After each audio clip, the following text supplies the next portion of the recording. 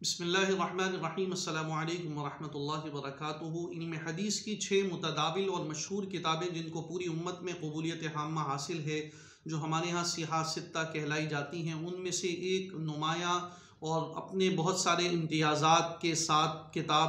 سلیمان بن اشعث السجستانی یعنی امام ابو داؤد رحمہ اللہ کی کتاب سنن ابو داؤد ہے۔ امام ابو داؤد رحمہ اللہ 202 ہجری میں یعنی تیسری صدی ہجری کے محدث ہیں۔ 202 ہجری میں آپ کی ولادت ہوئی ہے اور علم حدیث پر آپ کا ملکہ اور آپ کی دسترس ایسی تھی کہ تیسری صدی ہجری کے مشہور محدث ابراہیم الحربی کا قول آج بھی آپ کے مرتبے اور مقام کو بیان کرنے کے لیے حجت کے طور پر پیش کیا جاتا ہے۔ ابراہیم حربی کہتے ہیں کہ جس طرح اللہ نے حضرت داؤد علیہ السلام کے لیے لوہے کو نرم کیا تھا، اسی طرح امام ابو داؤد رحمہ اللہ کے لیے اللہ نے علم حدیث اور حدیث کو نرم اور آسان کر دیا ہے۔ امام ابو داؤد رحمہ اللہ کی کتاب سنن ابو داؤد ہے، جو 4800 احادیث پر مشتمل ہے، جو مستند احادیث ہیں، اور اگر اس کے ساتھ مراسیل کو بھی شامل کر لیا جائے تو تقریباً ان کی تعداد تقریباً مراسیل ملانے کے بعد 5400 سے 5600 کے درمیان ہے۔ امام ابو داؤد رحمہ اللہ نے اپنی اس کتاب میں جو مستند احادیث 4800 ذکر کی ہیں، آپ ان 4800 احادیث کے بارے میں کہتے ہیں کہ ان 4800 احادیث کا اصول اور ان کا خلاصہ 4 ایسی حدیثیں ہیں کہ جن پر عمل کرنا ان 4800 حدیثوں کے برابر ہے۔ میرا ارادہ یہی ہے کہ آپ کے سامنے ان 4 حدیثوں کا ذکر کروں، اس امید پر کہ میں خود بھی اور آپ بھی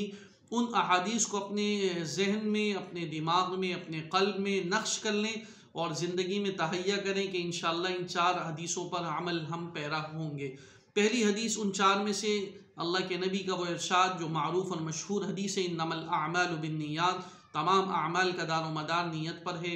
دوسری حدیث ان احادیث میں سے حضور صلی اللہ علیہ وسلم کا یہ ارشاد من حسن اسلام المرء ترکہ ما لا یعنی، کہ آدمی کے اسلام کی اچھائی میں سے یہ ہے کہ وہ لا یعنی کام چھوڑ دے۔ تیسری حدیث لا یؤمن احدکم حتی یحب لأخیہ ما یحب لنفسہ، تم میں سے کوئی بھی شخص اس وقت تک مومن نہیں ہو سکتا جب تک کہ وہ اپنے مسلمان بھائی کے لیے بھی وہ چیز پسند نہ کرے جو اپنے لیے پسند کرتا ہے۔ اور چوتھی حدیث اللہ کے نبی کا یہ ارشاد ان الحلال بین والحرام بین وبینہما مشتبہات فمن اتقى الشبهات استبرأ لدینہ وعرضہ ومن وقع في الشبهات وقع في الحرام كالراعي يرعى حول الحمى يوشك أن يقع فيه ألا وإن لكل ملك حما ألا وإن حمى الله محارمه ألا وإن في الجسد مضغة إذا صلحت صلح الجسد كله وإذا فسدت فسد الجسد كله ألا وهي القلب ألا وهي القلب۔ یعنی چوتھی حدیث یہ ہے کہ حضور صلی اللہ علیہ وسلم نے فرمایا کہ اللہ نے حلال کو بھی بالکل واضح کر دیا ہے اور حرام بھی بالکل واضح ہو چکے ہیں۔ ان حلال و حرام کے درمیان بعض ایسے امور ہیں جو مشتبہات ہیں، تو جو آدمی ان مشتبہات سے بچتا ہے وہ اپنے دین کو، اپنی عزت کو محفوظ کر لیتا ہے، اور جو شبہات کے اندر مشتبہات میں پڑ جاتا ہے اس آدمی کے بارے میں خدشہ ہے کہ وہ حرام میں بھی پڑ جائے۔ آپ نے فرمایا جیسے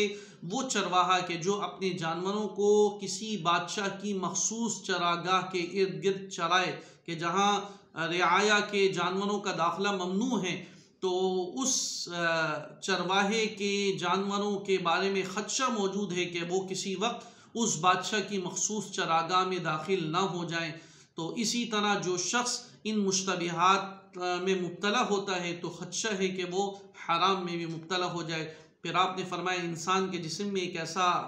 ٹکڑا ہے کہ جب وہ ٹکڑا صحیح ہو جاتا ہے تو پورا جسم صحیح ہو جاتا ہے، اور جب وہ ٹکڑا خراب ہوتا ہے تو وہ پورے جسم کو خراب کر دیتا ہے۔ آپ نے فرمایا آگاہ رہو وہ دل ہے، وہ دل ہے، وہ دل ہے۔ یہ 4 حدیثیں وہ ہیں جو امام ابو داؤد رحمہ اللہ کے خیال میں ان 4800 احادیث کے لیے اصل کے حیثیت رکھتی ہیں، اور ہر حدیث پر عمل کر ان 4 حدیث پر عمل کر لینا ان 4800 احادیث پر عمل کرنے کے برابر ہے۔ میں بھی نیت کروں، آپ بھی نیت کریں کہ ان 4 احادیث کو اپنے قلب و دماغ کے اندر نقش کریں گے اور ساری زندگی انشاءاللہ اس پر عمل پیرا ہوں گے۔ اللہ مجھے بھی توفیق نصیب فرمائے، آپ کو بھی۔ السلام علیکم ورحمۃ اللہ وبرکاتہ.